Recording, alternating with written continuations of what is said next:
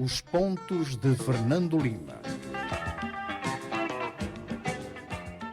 Boa tarde, já sabe, todas as semanas a análise rigorosa dos principais acontecimentos da semana é feita aqui nos pontos de Fernando Lima. Está a começar a edição desta semana, uma semana que fica marcada por grandes movimentações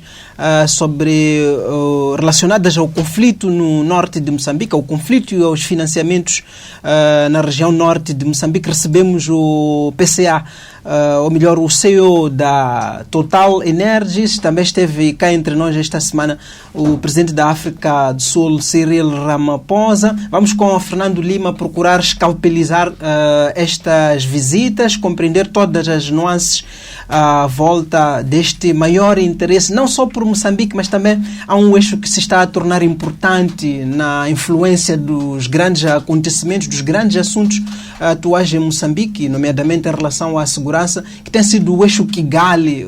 Basta só lembrar que Patrick Pouyanné, antes de chegar a Moçambique, passou por Kigali. No ano passado, está lembrado, o presidente francês Emmanuel Macron, também antes de chegar à África do Sul a fazer esta visita, passou pelo Ruanda. Esta é uma semana também marcada pela abertura do ano judicial 2022. A questão da insurgência no norte de Moçambique esteve no centro das celebrações ou da abertura do ano judicial 2022. Basta lembrar, aliás, que este foi o lema das cerimônias deste ano. Pelo meio, uma polêmica condecoração da procuradora Ana Sheila Maringula. Tivemos também o presidente nesta abertura do ano judicial a falar de organizações políticas clandestinas e subversivas. Eu vou perguntar a Fernando Lima neste programa o que é que são programas, são organizações clandestinas, organizações políticas e subversivas. Vamos também analisar mais uma semana do julgamento das dívidas ocultas. Teve esta semana na BO, o antigo ministro das Pescas, Vítor Borges. Também vamos analisar os últimos desenvolvimentos à volta desta polêmica, que é sobre as portagens e atuação da Justiça. Antes de irmos aos desenvolvimentos destes assuntos, eu vou ao encontro de Fernando Lima. Fernando Lima, esta semana não está aqui conosco, vai participar de forma remota. Fernando Lima, boa noite. Escolheu como facto da semana a inauguração, portanto, no posto administrativo de Ingapa, no distrito de Moeda, esta semana, pelo Presidente da República, desta central fotovoltaica. Boa noite, Lima. Boa noite.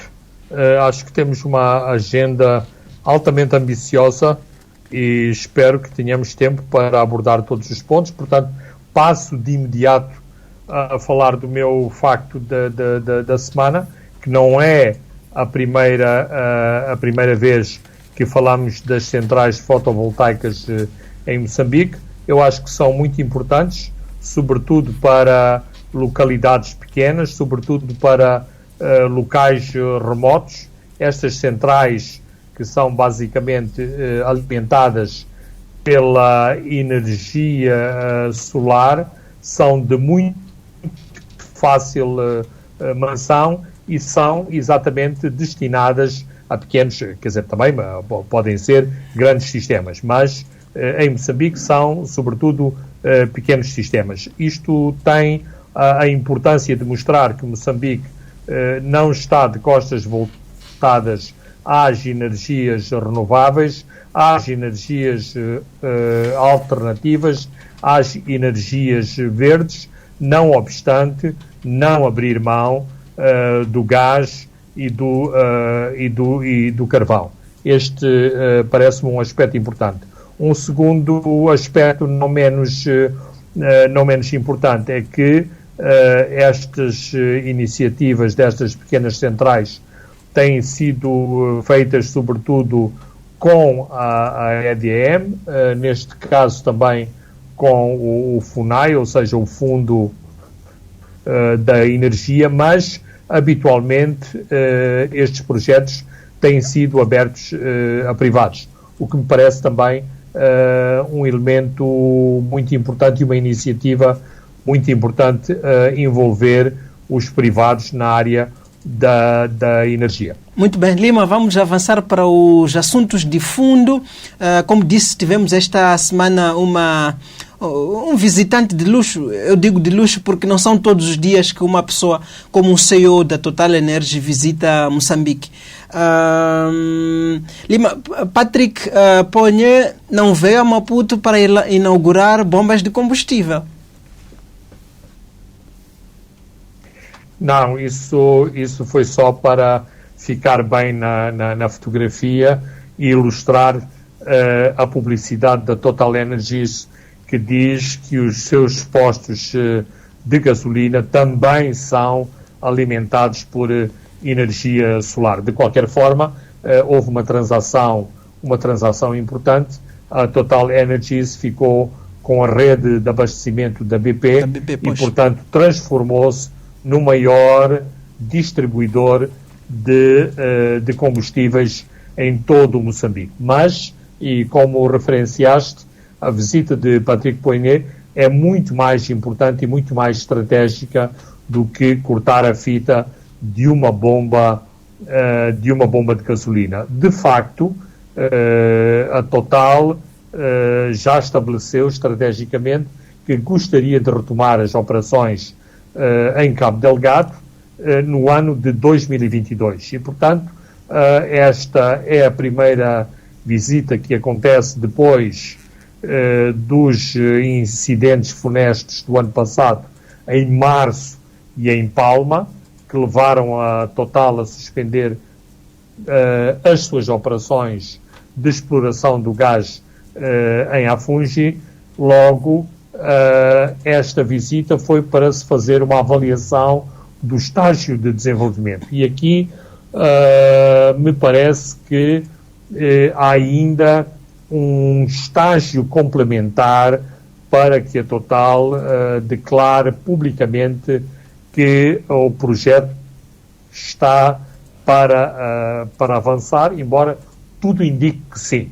Mas será necessário, de facto, que se faça este anúncio público. E o debate é em torno daquilo que é visto como a estabilização da segurança em Cabo Delgado. Ou seja, se a Total ficará satisfeita com um enclave securitário em Mocimboa da Praia, Palma, ou se a Total quer, como tem vindo a defender até agora, que a segurança seja aquilo que Ponhe disse, a normalização da segurança em Cabo Delgado, ou seja, que não haja apenas uma ilha de segurança, mas que as condições de segurança sejam estabelecidas para toda a província. E também para a retoma da vida social das comunidades. E eu já ia lhe colocar esta pergunta, tendo em conta esta previsão do CEO da Total de retoma em 2022, ia lhe perguntar se este é um prazo razoável, tomando em conta os cenários, o que está a acontecer neste momento no terreno. É razoável assumir 2022 como o ano da retoma? Sim e não. Temos dois problemas complexos na área da segurança. Temos a área assegurada pelo Ruanda, onde parece que a situação me parece muito próximo da normalidade. O eixo Mocimboa da Praia e Palma, pois. Exato, mas temos as áreas da SADC que não estão consolidadas. Há problemas logísticos em relação a esta força. A força que foi calculada, as necessidades que foram calculadas em 3.000 homens, tem pouco mais de 1.000 homens. Portanto, é muito pequena para as necessidades que lhe estão cometidas e depois, exatamente por causa desta situação, tem havido ataques sistemáticos quer em Macomia, ao longo da costa e também em Nangade, ou seja, isto vai de encontro ao ponto de interrogação levantado por Ponhe, que fala de normalização da situação de segurança. Ora, esta situação não é boa se houver ataques em Nangade, em Macomia e ao longo da costa e das ilhas que estão próximas da costa de Cabo Delgado, normalmente na área de Kisanga, Matemo, Ibo, toda esta zona costeira com muitas ilhas. Muito bem. Lima, uma outra linha de análise é este protagonismo que o Ruanda está a ter no meio deste conflito. Como disse na introdução, antes de vir a Maputo, o CEO da Total Energies, ele voou primeiro para Kigali.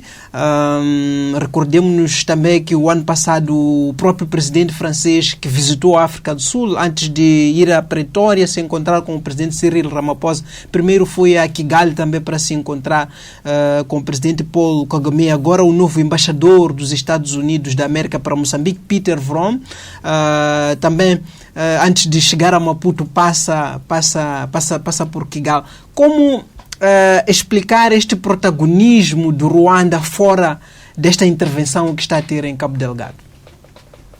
Bem, eu penso que isso faz parte da agenda internacional de Paul Kagame, o que é uma atitude muito inteligente e ambiciosa da sua parte.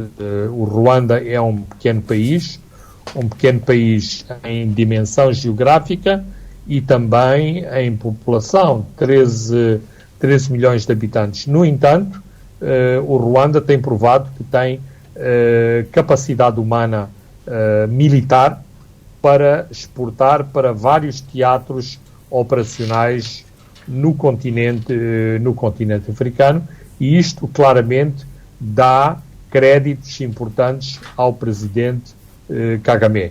E os créditos não são apenas poder discursar nas Nações Unidas ou ter todo este vai e vem diplomático na sua capital.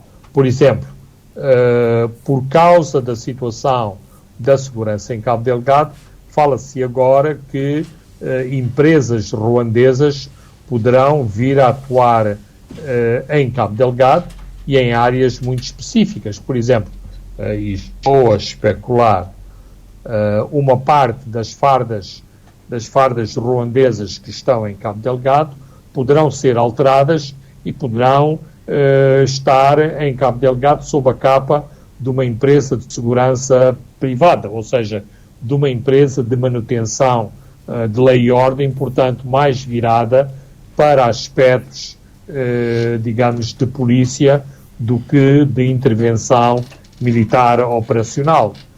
Empresas logísticas de aprovisionamentos para o projeto, ou seja, o Ruanda beneficiar-se materialmente da sua presença em Cabo Delgado em matéria de segurança e também, por via indireta, fazer-se pagar pela sua intervenção, uma vez que o orçamento do Ruanda não é um orçamento gigantesco e, portanto, indiretamente, quer a Total, quer a França, este é o entendimento, estão, digamos, a ressarcir e a compensar o Ruanda pela sua, em voz não há abrir aspas, fechar aspas, mas perceber-se-á a minha ironia quando eu digo que falo de uma generosa intervenção do Ruanda em Cabo Delgado. Patrick Poignet foi confrontado em Moçambique a propósito destas questões que Lima está a colocar, e a resposta que o CEO da Total Energies deu a jornalistas foi de que a sua deslocação para o Ruanda era para tratar de negócios. Lima ficou convencido com esta justificação ou acha que é aquela resposta apenas para as câmaras da televisão? Não, acho que de algum modo, indiretamente, o PDG da Total está a responder. Por exemplo, assinou um memorando de entendimento com a Agência de Desenvolvimento do Ruanda. Por exemplo, no modelo de financiamento a Cabo Delgado, a Total poderá pôr dinheiro na Agência de de Desenvolvimento do Ruanda, que depois poderá fazer os desdobramentos desses financiamentos e eles virem parar às Forças Armadas do Ruanda. Por exemplo, as Forças Armadas do Ruanda, ou a Força de Defesa, como é chamada, precisa de comer todos os dias, precisa de ser transportada entre Kigali e Pemba.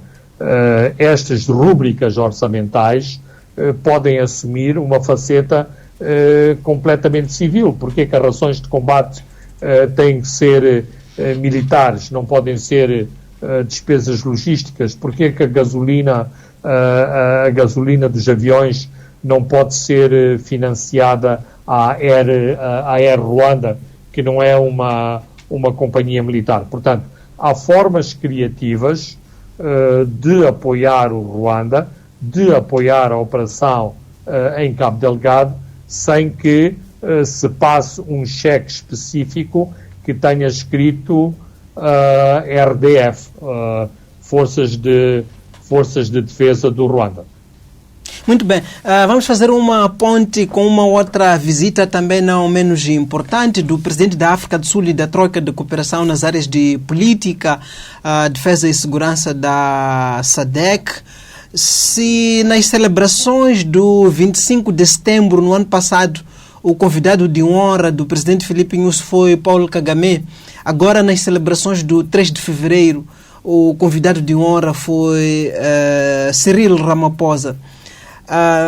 Se o Ruanda é, digamos, o salvador, digo isso entre aspas, portanto, daquele corredor crítico em Cabo Delgado, a África do Sul sabemos que tem também um contingente significativo, a maior cota nas forças, portanto, da SADC que estão a intervir em Cabo Delgado.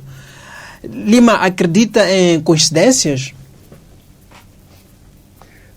Não, e tu quase que respondeste literalmente à pergunta que colocaste. Está fácil de ver que, do ponto de vista diplomático, esta é uma jogada muito importante, ou seja, equilibrar uma iniciativa, digamos, protocolar, tendo como protagonista Paul Kagame em setembro, e agora privilegiando uma figura como Cyril Ramaphosa, incontornavelmente a maior potência militar da região, se fecharmos um bocadinho os olhos aos números que eventualmente os angolanos têm, mas que, por exemplo, não mostraram qualquer disponibilidade para terem uma parcela de leão em Cabo Delgado. Portanto, por um lado, Filipe Nyusi quis por algum equilíbrio em iniciativas protocolares e claramente de âmbito diplomático. 2, foi importante Cyril Ramaphosa ir ao teatro de operações e sentir de perto as necessidades da força da SADC, nomeadamente as necessidades da componente sul-africana.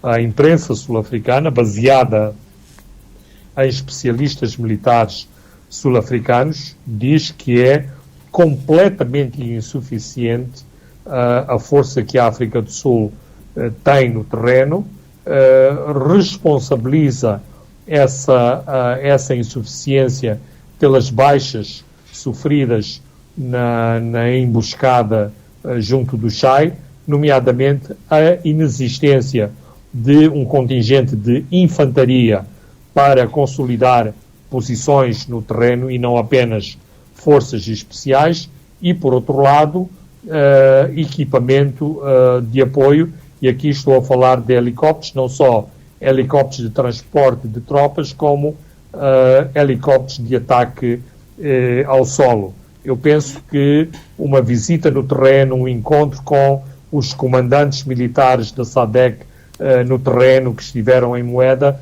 isto é muito importante e ajuda Ramaphosa a desbloquear politicamente e financeiramente, claro está, os montantes para um esforço militar adicional em Cabo Delgado, e penso que Nyusi percebeu muito bem esse desafio. Não é por via da Tanzânia, do Malawi, ou eventualmente por via de um novo parceiro, fala-se da Zâmbia, no teatro de operações, que a correlação de forças no terreno se vai alterar. Será sobretudo com o aumento do músculo militar sul-africano no teatro de operações, exatamente para responder às questões que eu levantava no início, nomeadamente os problemas que estão a ser sentidos a sul do rio Messalo e também no norte, embora a zona de Nangade tenha estado habitualmente a cargo do contingente do Lesoto e da Tanzânia.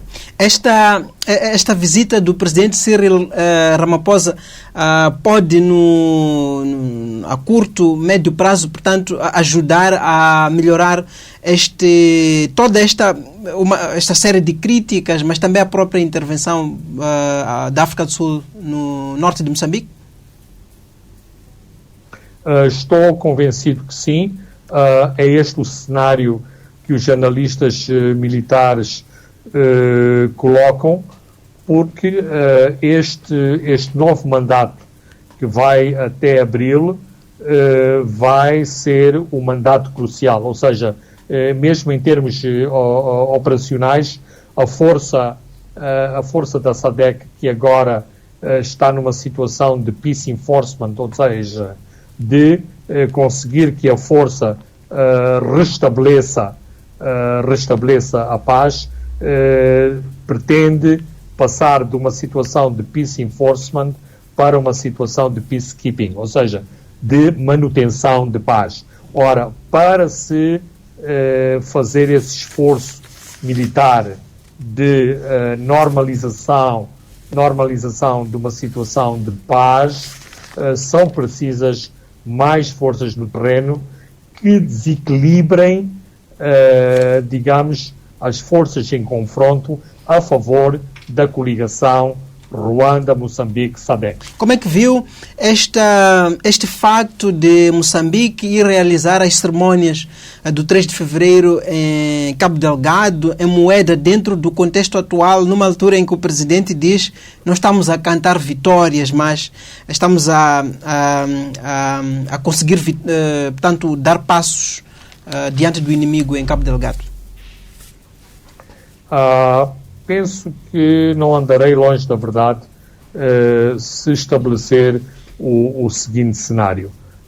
Moçambique é o parceiro, claramente o parceiro mais fraco desta coligação, pese toda a propaganda oficial, que inclusivamente vai ao detalhe, quando fala das forças no terreno, tem sempre vai sempre ao detalhe de colocar em primeiro lugar Moçambique, mas nós sabemos que as forças no terreno, Moçambique é claramente secundarizado. Ora, puxando as cerimónias para Moeda, dá um maior protagonismo a Moçambique, às suas forças armadas, e também transmite uma mensagem forte para as forças no terreno, nomeadamente as forças armadas de Moçambique, que precisam também destes incentivos de natureza psicológica. Não é apenas o comandante em chefe que esteve em Moeda, mas foi também o comandante em chefe das forças armadas mais poderosas da África Austral, que esteve em Moeda. Lima, última linha sobre estas visitas, sobre o contexto de Cabo Delgado, tem a ver com uma outra visita cancelada à última hora, que era do chefe da diplomacia europeia, ou seja, o alto representante da União Europeia para Negócios Estrangeiros, Política e Segurança. Joseph Borrell devia ter iniciado a sua visita a Moçambique no domingo, mas ela foi cancelada à última hora. o que mais chama a atenção não é necessariamente o cancelamento, são todas as nuances, todos os entretantos à volta desse cancelamento, com as autoridades moçambicanas, por um lado, a evocarem a perca do voo por parte do chefe da diplomacia europeia, mas depois vimos a imprensa internacional a dar conta da existência de um caso de Covid na comitiva que acompanhava o chefe da diplomacia europeia. Mas mais do que isso, Lima, é pensarmos sobre terá sido efetivamente a Covid-19 a obrigar o cancelamento da visita, sobretudo dentro deste contexto de Cabo Delgado, dentro destas lutas diplomáticas, dentro destes desenvolvimentos diplomáticos que estamos a assistir em Cabo Delgado. Qual é a sua leitura geral sobre este caso com Joseph Borrell?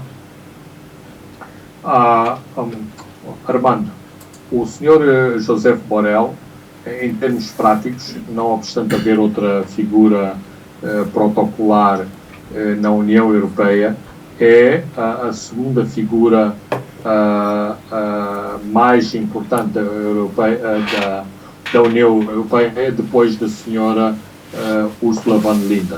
Logo, viagens do, digamos, super-ministro dos negócios estrangeiros da União Europeia não se cancelam de ânimo leve. Logo, parece uma brincadeira. Um elemento da comitiva testou positivo e é cancelada uma missão. Muito simples.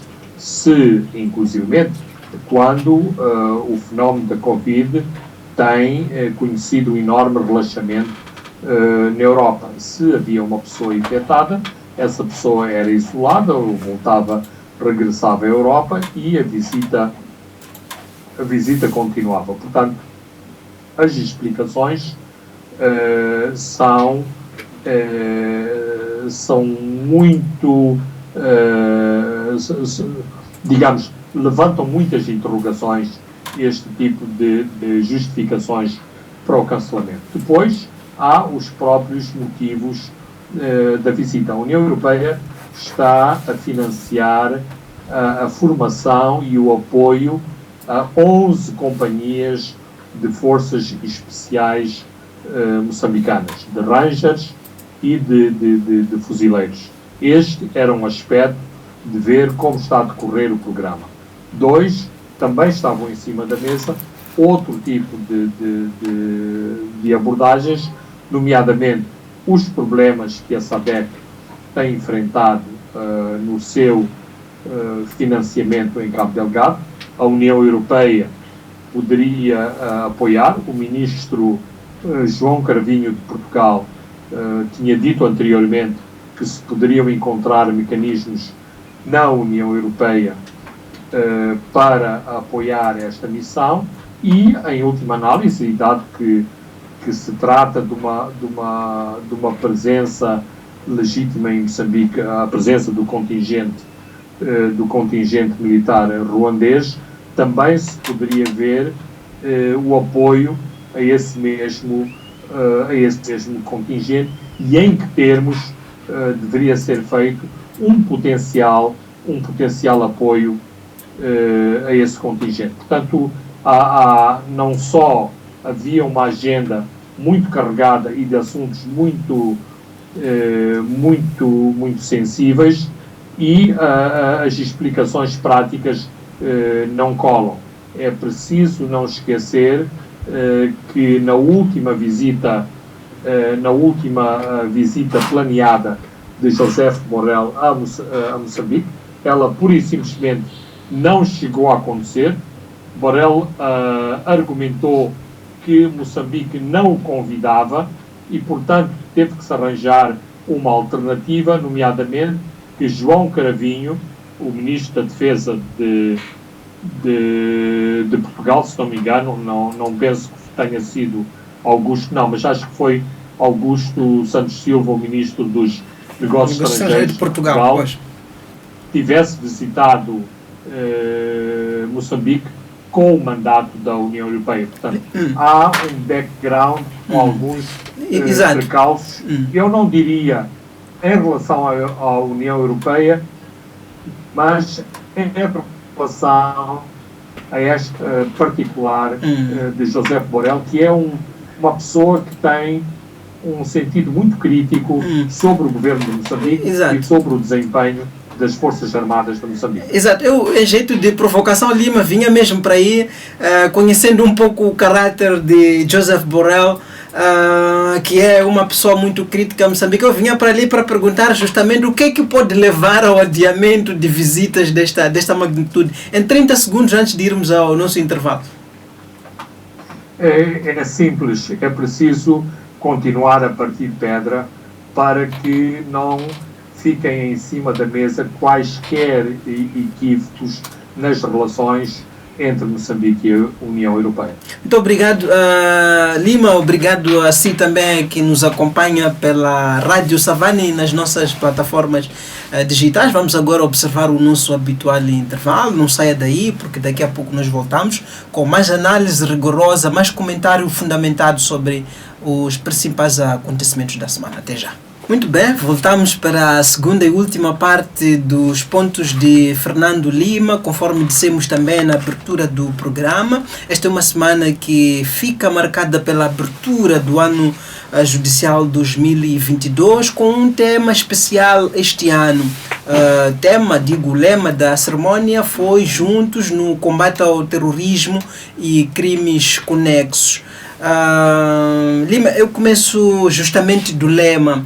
Qual é que acha que deve ser o papel da justiça no contexto do conflito em Cabo Delgado? Portanto, uma abordagem para além da perspectiva militar.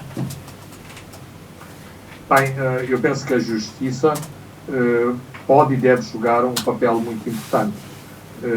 Como nós temos observado, há muito pouca toma de prisioneiros, ou pelo menos eles são muito pouco apresentados ao público, o que pode sugerir uma política de terra queimada, ou seja, eliminação dos opositores ao governo de Moçambique. Por outro lado, também vemos o ênfase que vários parceiros de Moçambique e organizações internacionais põem na questão dos direitos humanos em Cabo Delgado. Ora, para que os direitos humanos sejam respeitados em Cabo Delgado, é preciso que a componente de justiça tenha o seu papel, e nomeadamente que haja um correto enquadramento deste fenómeno de violência em Cabo Delgado, que Moçambique está a enquadrar em crimes de terrorismo. Porque, numa fase inicial, todos os membros da Ansar al-Sunna ou suspeitos de serem membros da Ansar al-Sunna eram tratados como, portanto, delinquentes comuns, pessoas que cometiam actos violentos, agressões múltiplas. Portanto, os crimes previstos no Código Penal. Criou-se uma secção especial para enquadrar os acontecimentos de Cabo Delgado e, portanto, isto deu um melhor enquadramento legal à situação no terreno. Agora, isto levanta outro tipo de situações, que é uma situação muito antiga em Moçambique, que são os problemas entre os tribunais, as procuradorias e as instituições que têm poderes de instrução criminal e aqueles que fazem as próprias detenções. Neste caso, as detenções não estão apenas a cargo da polícia, o próprio exército captura pessoas que depois as entrega às instituições judiciárias. Ora, muitas vezes, e tem acontecido na maior parte dos casos, estou à vontade para dizer isto, estas pessoas não têm culpa formada. estas pessoas não têm processos e depois os juízes, sob pressão, mesmo assim sob pressão, têm que absolver estas pessoas em sede de julgamento ou, mesmo antes de chegarem a julgamento, têm que abster-se de acusar estas pessoas porque os processos praticamente não têm matéria incriminatória. E por isso temos assistido aos bate-bocas habituais entre o judiciário e as forças de lei e ordem. O presidente do Tribunal Administrativo, Adelino Muxanga, parece que esteve a marcar um pouco, ou a demarcar posição em relação a isso. Ele dizia não a criação de tribunais militares, mas sim a especialização dos tribunais judiciais. Uma mensagem que pareceu importante, sobretudo tendo em conta este cenário que Lima traça, este entendimento no setor castrense de que, pronto, os suspeitos, as pessoas que são capturadas depois não são condenadas. Eu lembro-me, o próprio presidente da República, numa reunião do Partido Frelimo, já dizia que era preciso que a justiça respeitasse esse esforço que estava a ser consentido pelos militares em Cabo Delgado. Como é que olha este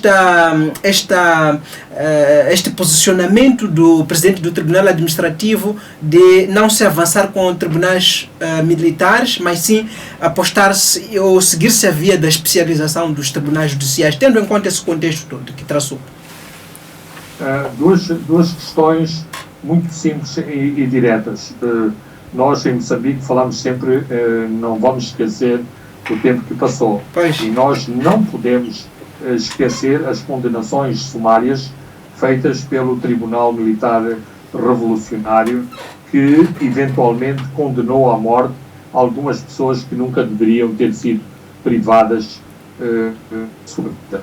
Não que tribunais militares no século XXI em Moçambique fossem idênticos ao Tribunal Militar Revolucionário. De qualquer forma, há sempre um aspecto de interrogação em relação à sumarização e à simplificação de julgamentos das pessoas presentes a tribunais militares. E isto não acontece apenas em Moçambique, acontece pelo mundo fora. Logo, me parece muito importante a tomada de posição do Presidente, não do Tribunal Administrativo, mas do Tribunal Supremo, em dizer temos é que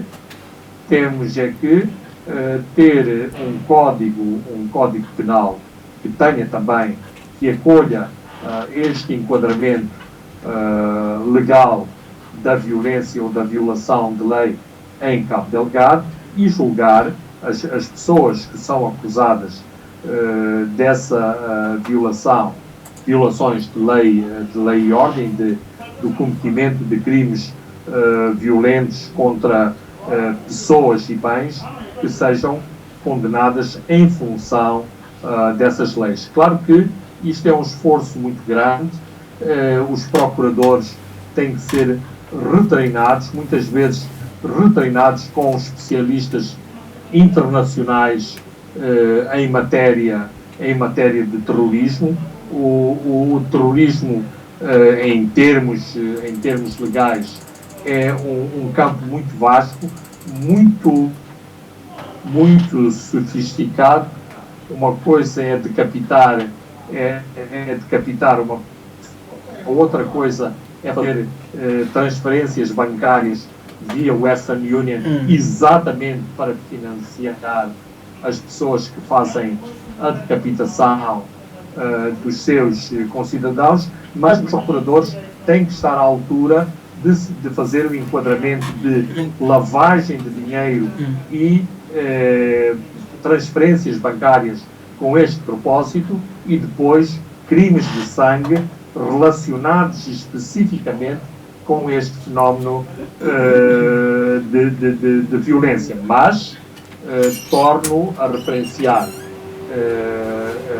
eu compreendo a frustração da polícia e dos militares, mas as pessoas não podem ser enviadas a tribunal, não podem ser detidas sem e depois haja todo um trabalho sério, subsequente, complementar, profissional, para que as pessoas sejam corretamente incriminadas, acusadas. Muito bem, abriu um novo ano judicial, mas permanecem velhos problemas no setor, velhos problemas, portanto, corrupção, que envolve alguns, portanto, atores do nosso sistema de administração da justiça. Temos até juízes a serem suspensos, outros a serem expulsos da magistratura, temos procuradores envolvidos nisto. É o início de um novo ano com velhos problemas, Lima. Sem dúvida, Armando. O setor da justiça, infelizmente, e também por outros problemas que não elencaste, nomeadamente a incapacidade do sistema de se reinventar, de se adaptar a uma realidade africana. Os nossos cursos de Direito têm muito de importado do exterior, e eu não tenho nenhum problema com a importação de ideias do exterior, mas é preciso sempre ter em conta a nossa realidade. Mas isto para dizer o seguinte, é que a justiça, no seu todo, goza de uma enorme desconfiança junto da população. Não sou eu que o digo, são sucessivos inquéritos que são feitos periodicamente junto do público moçambicano, em que as pessoas declaram que não têm qualquer confiança na justiça. Portanto, é um problema muito profundo e que, estou certo, no próximo ano, Armando, grande parte das situações que foram elencadas em fevereiro de 2022 serão elencadas no princípio de 2023. Como tem acontecido em todos os anos. Um assunto que está a ser polêmico relacionado com a abertura do ano judicial 2022 é a condecoração da procuradora Ana Sheila Maringula. A procuradora Ana Sheila Maringula é a representante, no caso das dívidas ocultas, do Ministério Público, tanto neste julgamento que está a decorrer na tenda da BO. Lima, acha que foi o tempo oportuno para esta distinção da procuradora Maringula? Eu acho que foi uma grande gafe. É apenas um detalhe. Eu e muitos outros comentadores temos elogiado o trabalho feito pela Procuradoria neste julgamento. Temos elogiado a capacidade profissional da Procuradora, mas e usando grosseiramente a máxima, não basta que a mulher de César seja honesta, também o precisa de ser.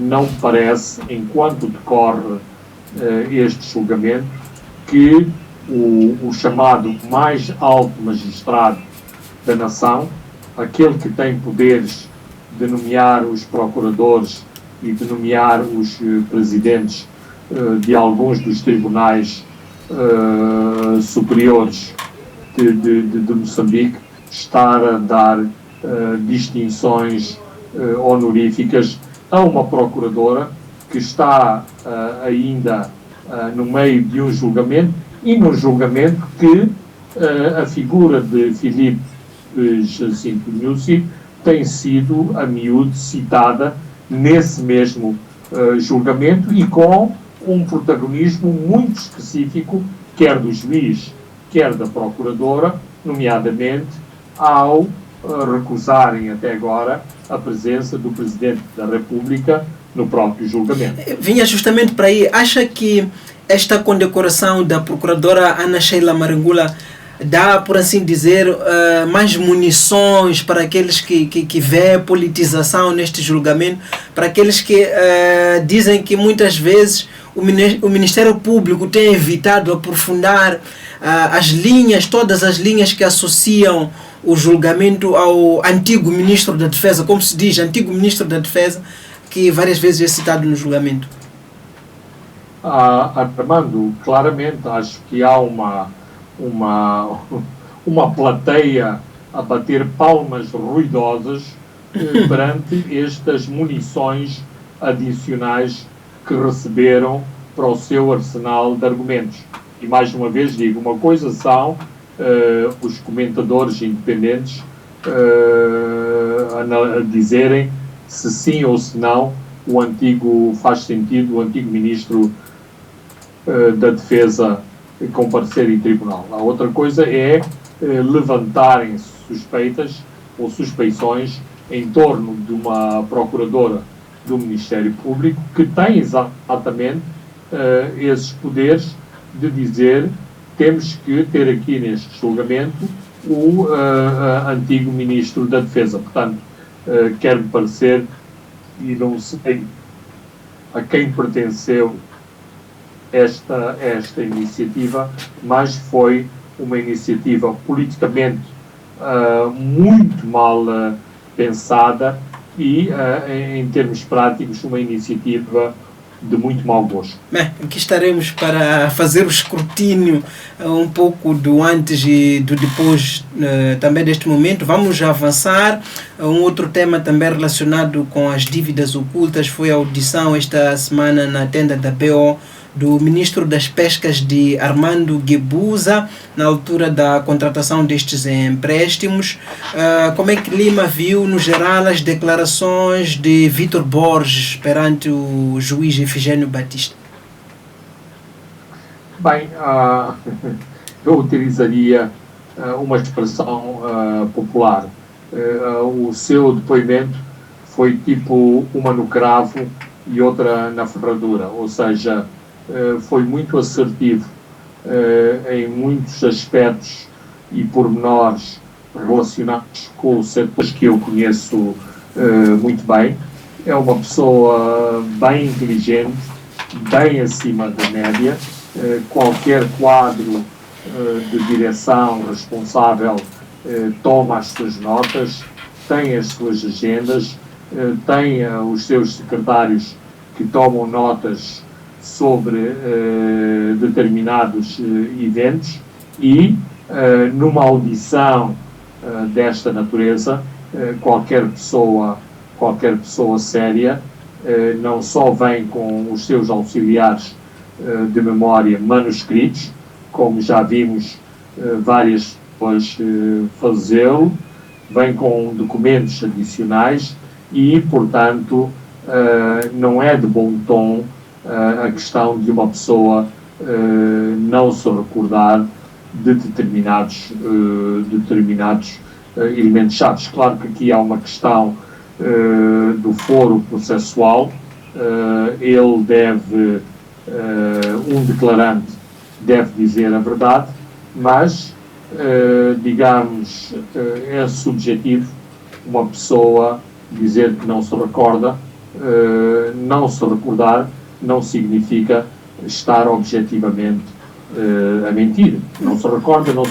Pois. Mas, para pessoas como nós, isto, e aliás, não sou eu que o digo, o juiz Efigênio Batista disse-o várias vezes, que achava estranho que o ministro, que já foi contabilista de profissão, conhecia os decretos pelos seus números, os artigos e as alíneas e os seus conteúdos com detalhe, e depois, noutros pormenores com maior ênfase político, ele não se recordava dessas questões. Por falar dessa amnésia, o antigo ministro Vítor Borges, ele se recordou, se lembrava de que esteve presente num único encontro que ele disse ter participado do Comando Conjunto. Se lembrou de que esteve presente na altura o presidente Guebuza, de que esteve presente na altura o ministro Manuel Chang das Finanças, que esteve presente na altura o ministro Alberto Mondlane do Interior, mas no fim já não se recorda se esteve presente o então ministro da Defesa. É como se na BO houvesse um padrão de se esquecer, portanto, do papel que teve o então Ministro da Defesa, no fundo dizer o atual Presidente da República. Bem, ora aí está. Em última análise, temos que dar o benefício da dúvida, mas que levanta interrogações. É óbvio que levanta não poucas, mas muitas interrogações esse súbito esquecimento. Vítor Borges disse que só soube da componente militar da Ematum na Assembleia da República. Eu, não estando na posse de todos os elementos deste processo, e devo dizer que todos os dias vou aprendendo novas coisas, aquilo que eu posso dizer com segurança sobre esse detalhe é que muitos membros do Conselho de Ministros não conheciam em detalhe o projeto e, portanto, Vítor Borges pode ser um desses ministros que não conhecia em detalhe o projeto e que, portanto, foi colocado à margem dos seus detalhes, e isto não é uma especulação, é uma certeza. Basta lembrar, aliás, aquelas declarações de 2013, 2014, os ministros a dizerem que Ematum é para a Estrada Nacional número 0, outros a dizerem que é para a pesca. Mostra que alguns tiveram a cumprir um papel de bobos de corte, enquanto altos funcionários do CISI, principalmente, sabiam o que estavam a fazer com este negócio. Bem, não diretamente relacionado com isso, mas achei muito interessante Vítor Borges dizer que houve uma preparação, em inglês diz-se coaching, treinamento para as suas declarações no Parlamento, e que ele devia exatamente falar da dívida, e o Ministro das Finanças falaria da componente das pescas, ou vice-versa. Exatamente, pareceu-me perceber que era exatamente para com o projeto. Muito bem, vamos ao último tema eleito para esta edição, que tem a ver com as polêmicas portagens na estrada circular de Maputo, depois de suspender a cobrança em resposta a uma providência cautelar do Centro para a Democracia e Desenvolvimento. O Tribunal Administrativo, faltando algumas horas para o arranque destas cobranças, deitou tudo abaixo e autorizou o governo a avançar. Como é que viu, portanto, avançar com as cobranças com efeitos desde 1 de fevereiro de 2022? Como é que viu todo este calor, toda esta discussão à volta deste assunto esta semana? Bem, independentemente da justeza ou não justeza deste combate, desta luta, desta reivindicação, eu penso que é muito importante, que é muito salutar que haja exercícios de cidadania e que haja organizações que levem a peito este tipo de contestações, porque isso é importante para a democracia de Moçambique e para os direitos dos cidadãos em Moçambique. Em relação aos factos concretos, uma providência cautelar, como o próprio nome indica, é isso mesmo, uma providência cautelar, portanto tem um caráter temporário, e habitualmente, se o juiz der provisão a essa providência cautelar, independentemente dos efeitos suspensivos ou não da providência cautelar, terá que haver aquilo que se designa por ação principal para dirimir o conflito em causa. O que aconteceu, e claro que eu não acho que seja ingênuo ou estúpido, também me interrogo sobre esta extrema celeridade em relação a jamais vista na nossa justiça. Sim, não me parece que tenha sido cometida nenhuma ilegalidade, mas se analisado o processo, o Tribunal Administrativo der provimento à contestação do CDD, o processo volta à estaca zero e nada impede que as portagens sejam interrompidas. Portanto, embora a percepção seja de que não há nada a fazer, o governo ganhou, não é essa a interpretação que eu tenho. O Tribunal Administrativo pode muito bem, nos seus poderes, reverter a sua decisão, nomeadamente esta decisão extrema de suspender os efeitos da providência cautelar. Mas isto, digamos, é uma análise mais fria, mais burocrática. Há um sentido, um senso comum e uma vox populi que, de modo algum, tem que aceitar esta minha percepção. O CDD, que acha que esta decisão, este volte-face do Tribunal Administrativo revela que a justiça está a reboque do poder político, avança agora para o Conselho Constitucional. O que é que se pode esperar? Bem, eu acho que o CDD, tal como fez bem em recorrer ao Tribunal Administrativo, também faz muito bem em usar outro instrumento ao seu dispor, e que no passado se revelou profícuo, que é o Conselho Constitucional.